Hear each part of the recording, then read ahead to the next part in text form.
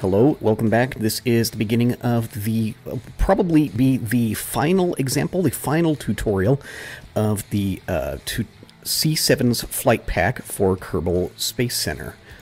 I'm sorry, Kerbal Space Program. Kerbal Space Center is where we take off from. The program is the game. I'm going to... Back when C7 Studios first contacted me and asked if I would consider doing a tutorial for working with his modded parts, he specifically said that something that several people asked him for was a piggyback design, where we would have a small space plane that would, as an orbiter, that would detach from and launch away from a larger mothership kind of airplane, very much like White Knight and Spaceship One. So that is what we're going to do here. It's going to be a little bit more involved, kind of trickier than what we've done previously. So first, let's build the orbiter. Here we go. Here's our basic cockpit part. Now I want this adapter here to make it streamlined. I'm going to use the Mark II holes again. One basic Mark II fuel tank. This is also going to be a VTOL craft. It's going to outer space. I'm going to have RCS, so put RCS tanks on it. 2 RCS tanks, as I expect I'm going to be burning through those quite a bit. Now, over here in the Command and Control tab, this SAS. Let's put an SAS on this thing. Okay, here's a basic fuselage. Take our airplane engine, put it on the back. Yep, alright. What do we need now? We need some wings. Let's come over here. Again, I'm sticking with my tried and true, my favorite delta wings in the back and the canards in front. But first, let's put these delta wings back here, line it up in that back edge. Turn the symmetry off. I'm going to get these controllable canards up front. See, I'll look at the line on that cockpit and try to line it up with that, so we'll get it symmetrical. Symmetry is off because I want these to work as elevators. Yep, that looks pretty close. Turn two-way symmetry back on. Let's put some ailerons in this thing. Right about there. Yep, that'll work. Okay, over here in this next page are triangle pieces. I'm going to match those up so that they makes kind of a smooth, sort of a pseudo curve from the front over to the sides there. I think that looks pretty cool. Turn symmetry off again. I'm going to use these multi-purpose triangle parts. This is also going to have the V-tail, the twin rudder design. But I'm using these instead of the official tail fin part. Just lined it up with the joint between the RCS tanks and the SAS there. Okay, let's put a couple of control surfaces on those guys. Whoops, that's the wrong one. This little C7 CS Mini part is my favorite rudder. So we don't need a whole lot of push on the rudder. Just a little bit. This goes a long way. What isn't quite lined up, is it? Okay, we've got ailerons, we've got elevators, we've got rudders. We need some wheels, because I'm expecting to land this thing. Here, I'll put that there, so the front edge pretty much lines up with the joint between those two fuel tanks. This one's going to go over here. I'll line it up on that back edge of the wing, move it out till it almost peeks out the front of the wing, but not quite. And put this one in the identical position over on the left wing. Right about there. Okay, yep, there's a functional airplane. Not quite done. This is going to be a VTOL design. So, tell you what, I'll put this one, got these heavy ports, one right there. Put another one right here in front of that nose wheel. And a third one pretty much in the center, right about there. Yep, that looks about even. I need a forward port, goes in the back. A retro port goes in the front. You get a left and a right port for each one of these. Left and a right at each end. Let's move that thing forward a little bit. Okay, and repeat over here on the top side. Retro port in the front, forward port in back. Let's go with a left and a right. It doesn't really matter what order you put these things in. I just, for symmetry and orderliness sake, I like to kind of do it the same way every time. So if you start playing around with this, you'll come up with your own favorite designs, your own favorite configurations of parts quickly enough. And a linear port at each end, so to pitch up and pitch down. Okay, that airplane is ready to go. What am I going to call this thing? This is Trainer 3. Save it. Let's launch it and see how it flies. Okay, you know the drill. Throttle up, precision control on, launch. Pitch forward, throttle back some. Now, this airplane, flying Trainer 3, as compared to Trainer 1 and Trainer 2, it has less wing surface relative to fuselage. This is kind of a sportier design. I actually designed this thing. It's going to be kind of quicker. It's more responsive on the controls. It can be more fun to fly. It also, it's not as stable. If you get too rough with the controls, if you try to hammer down on the controls and try to force the airplane to do something it doesn't want to do, this airplane will punish you for it. It will spin out of control. So you could consider this kind of the slightly more advanced trainer. Yeah, I did that on purpose, just because not all airplanes are perfectly docile.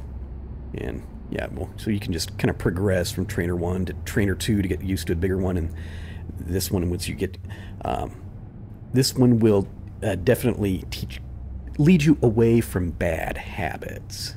Boom, there's a landing. Lands down there about 30 meters per second. In its initial configuration, before you've burnt much fuel, it is fairly tail heavy. If it burns a bunch of fuel, I'm sorry, without burning fuel, it is nose heavy, is what I meant to say. Definitely has a strong tendency to pitch down from level flight. You burn fuel and it becomes tail heavy, fairly significantly tail heavy, and that can also be difficult to control. But it's still perfectly flyable, very sporty, fast, nimble. I like it. Just be careful. Okay, let's test this VTOL out. There, that takes off. Yep. Looks like I got the thrusters balanced pretty nicely. Boom. Okay. There is Trainer 3. Works out just fine. Let's go back to the vehicle assembly building. Okay, so the next step, I'm going to take Trainer 3 here, and we're going to attach this thing to a larger airplane. I'm going to attach it to a mothership. Let's get some higher up in the building, because I'm going to make something that's pretty big here. First step, structural aerodynamic tab. On our basic radial decoupler. I'll put it back here, so it's kind of over the center. You see with the... I don't like that. It's actually trying to attach to that RCS thruster instead of attaching to the fuselage. Stop that. But there. No, that works. That works. Okay. And now you see that if I attach the fuselage of the second plane directly to that, well, it's going to be hitting the central gear. So we've got to come up with a spacer, like these here. These are, if you don't like the wheels, especially since the wheels don't actually turn, An alternate landing gear would be these skids, the shock plate skids, also very useful as spacers. But it's not going far enough forward, is it? Hang on. I don't like it. It's kind of ugly. Let's try it like that. Yeah, it's still ugly. I don't like it. How far back can we go into this without this thing attaching to that thruster port?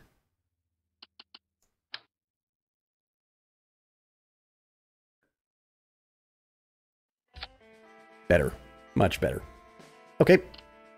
And put a second one right on top of that. Or on the bottom of it, however you want to look at it. Okay, that's just to give a little bit of space. Alright. Now what do I want? I'm coming over here and this Mark III airframe fuselage. We haven't used those before in this tutorial, but we're going to use one now. I'm going to stick that to that plate, put it right about in the middle. You can see that that bottom shock plate strut actually goes and attaches. It's kind of inside there, so it doesn't look like the thing's up on stilts so much. All right.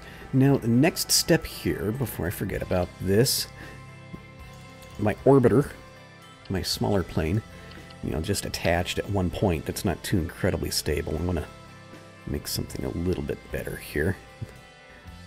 I'm gonna take a strut. Attach it like that, and do another one on the other side.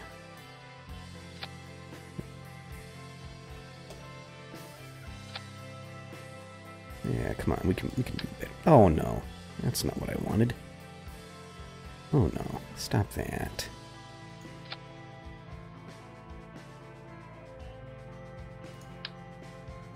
Let's make this more symmetrical.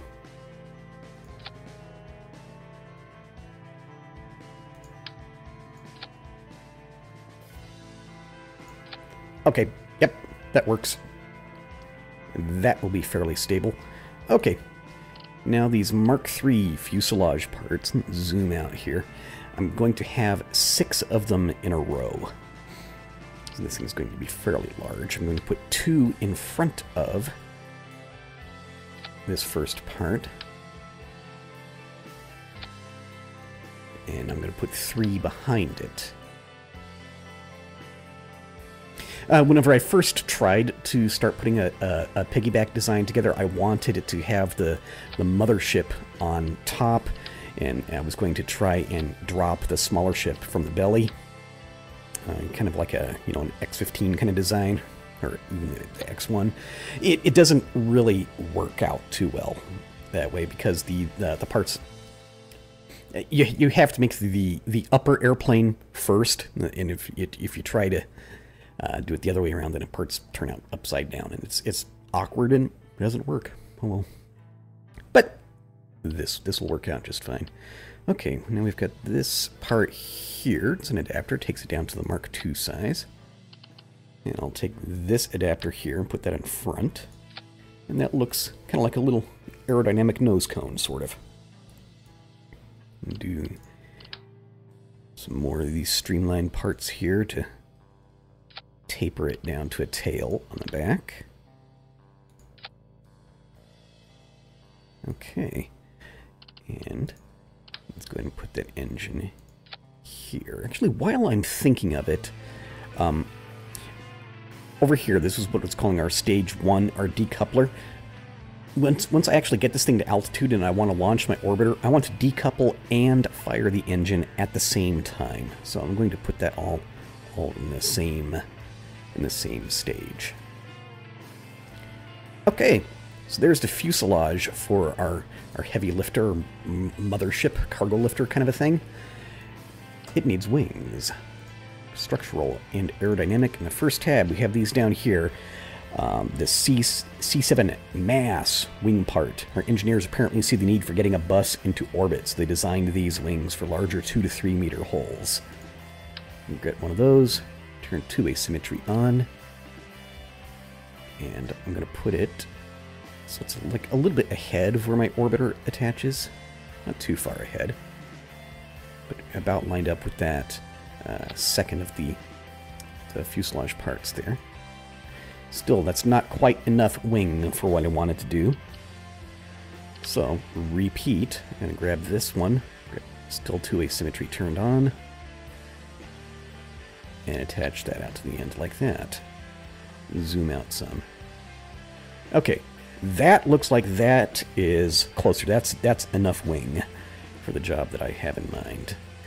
Needs ailerons. I'm going to take these slanted aileron pieces over here. Two-way symmetry still turned on so that these will control roll. That's what I need ailerons to do. And in some of my previous testing, it will work with just one pair of ailerons out there. Let's give it just a little bit more roll. This is a whole lot of airplane I want to roll. And put a second pair. Let me see if we can zoom out again to get a closer look at what I'm doing here. Yeah, two of them just kind of spliced together. You can do some of the heavier parts, and that will also work. It's kind of a personal taste kind of issue. Experiment around with it yourself, but my taste for just the handling of the airplane, I think this one will work better with just two of the normal strength control surfaces. It's not exactly set in stone. There's lots of different ways you could do this. Okay, so I've got a fuselage. I've got wings. I need a tail. So let's go over here, this next tab, in my vaguely wing-shaped boards. And take down here. I'm going to line it up with the junction between those two parts. Do another one in front of those. This is going to be pretty much... I'm making the tail pretty much identical to the main wing of Trainer 2. Since that wing worked so well there, I think it'll make a pretty good tail here. Okay. Now these triangles to smooth out the leading edges. Another one right there. Okay, now this is going to be different from the previous design.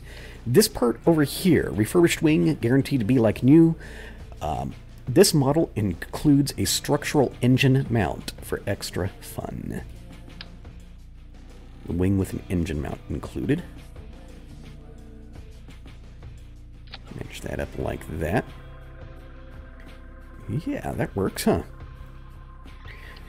Okay, now let's go and put an engine on this one.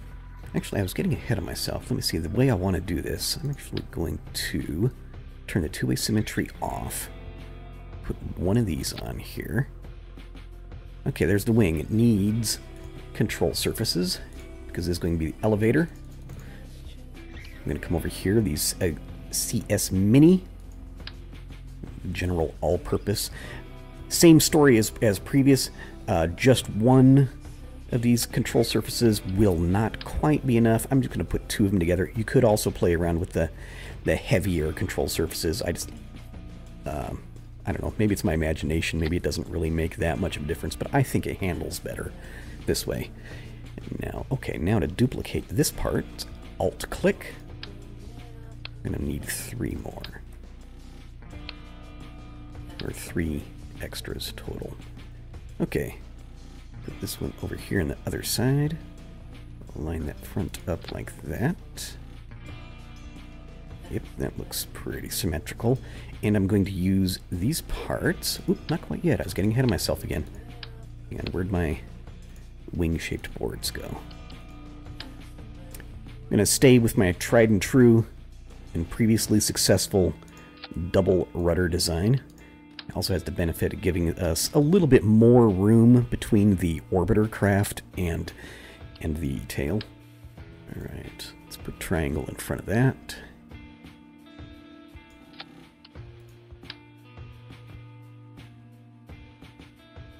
Triangle there. Now, my copied parts. My copied wing parts with engines. So it's going to have 5 engines total in the back of this thing.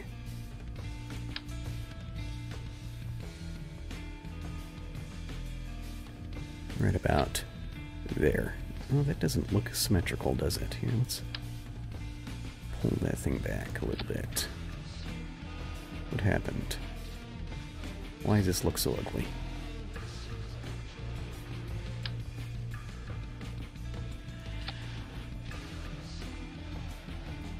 That looks better. Okay. And notice also, see, we've got all this weight and mass up top here. Now we've got engines pushing thrust, some of that thrust behind all this mass up here. This putting a couple of these engines up here helps give it a more stable push, a smoother push. But you see a problem. If I try to launch this thing right now, it will work. I have to launch it in a hurry. You just immediately throttle, because as soon as I go to the pad, this thing's going to try to tip backwards. I could just launch it in a hurry and do it. That would work, but let's trying to be a little smoother about it, huh? Let's do it this way. Put a decoupler in each one of these. I'm going to build some stilts, just basic supports for this thing. There we go. And I can see I tried this out before and I figured out something. This will work. A couple of RCS tanks, one in each one in each tank, one in each engine. Sometimes I can't talk. And a solid booster. We're not going to use these to launch. They're just there as stilts, supports. That looks actually a whole wing structure that needs to go forward slightly, doesn't it?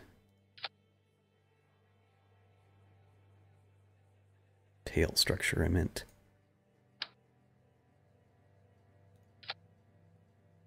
Okay, that looks closer. Move that one forward some. All the time fiddling around with this stuff.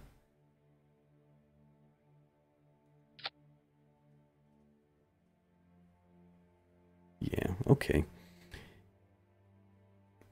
Okay, now I'm going to play around with this stuff over here. I wish there was a... I'm going to take these over here on my stages, my order of my stages. I'm going to take both of these solid boosters. I'm going to put them up here in the first stage just so they're out of the way and they're out of trouble. Same thing with the tanks. And I'm actually going to take my decouplers. I want them to decouple, and I'm going to fire all 5 engines of the mothership at the same time. I'm just going to move both of these decouplers up here. So the whole thing is really just 2 stages. Okay. I'm going to call it Trainer 3 Mothership is what I'm going to call it.